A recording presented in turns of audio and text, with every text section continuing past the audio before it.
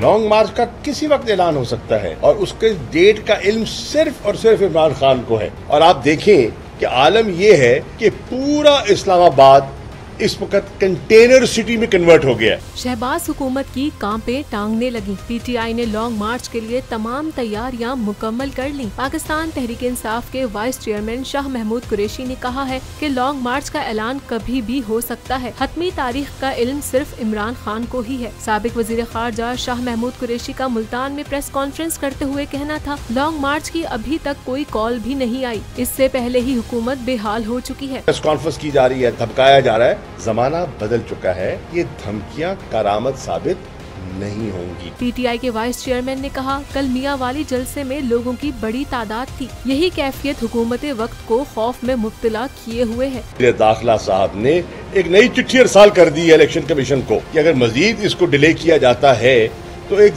बिल्कुल वाज़ेह सिग्नल जाएगा कि election commission of Pakistan is being controlled by federal government. वजारत दाखिला ने 16 अक्टूबर को ज़िमनी इलेक्शन मुलतवी करने के लिए इलेक्शन कमीशन को खत लिख दिया है। देखना है कि इलेक्शन कमीशन वजारत दाखिला के कितने ताबे है। अगर इंतखाबात मजीद आगे किए गए तो साबित हो जाएगा इलेक्शन कमीशन इनके ताबे है।